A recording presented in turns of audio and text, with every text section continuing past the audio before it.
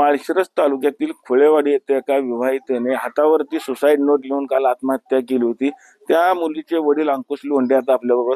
काय सांगताल, काल का मुलीनं तुमच्या ही घटना केली? काल मुलीनं माझ्या आत्महत्या केली म्हणतात, पण ती आत्महत्या नाही. मुलीचा नवरा काम करत नव्हता म्हणून मुलीने पार्लर चालू करायचं ठरवलं होतं. त्याचा कोर्स करत होती.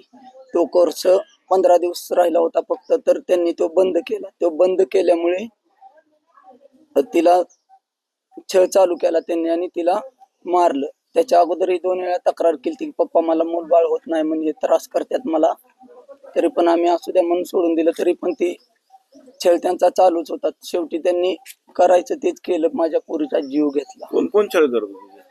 मुलीचा छळ करत होते शशिकांत रंधवे.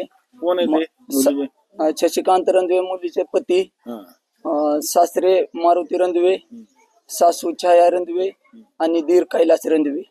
काल अटक झाली ना सगळ्यांना? अटक झाली त्यांना, पण त्यांना ती तात्पुरती अटक झालेली आहे. त्यांना काय आता तुमच्या मागणी काय आता?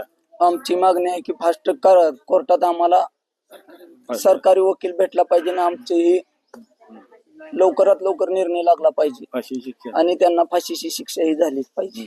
नाहीतर काय? नाहीतर आम्ही सगळे रस्त्यावर उतरू. आम्ही सगळे रस्त्यावर उतरू, मुलं बाळ सगळी घेऊन आम्ही रस्त्यावर उतरू. काय आता पोलिसांनी काय आश्वासन दिलं असेल ना? पोलिसांनी आश्वासन दिलं की ते फक्त म्हणले की कोर्टात आम्ही अधिकारी विचारून त्यांना ज्यावेळेस नोटीस निघेल त्यावेळेस त्यांना आम्ही तुमच्याशी बोलू, नंतर मग कारवाई सुरू करू असे पोलीस आम्हाला म्हटले. आपण बघितलं असेल की पायल रणदिवेने ज्या हातावरती सुसाईड नोटून आत्महत्या केली होती, तरी आत्महत्या नसून तिची हत्या झाली असल्याचा आरोप खरं तर या कुटुंबाने केलेला आहे. त्याचबरोबर हा खटला फास्ट ट्रॅक कोर्टात चालवा आणि विशेष सरकारी वकिलाची नेमणूक करावी अशी मागणी खरं तर या लोंढे कुटुंबाकडून आता करण्यात आलेली आहे. अकलूजहून कॅमेरामॅन जगदीश रवी लवेकर, TV9 मराठी.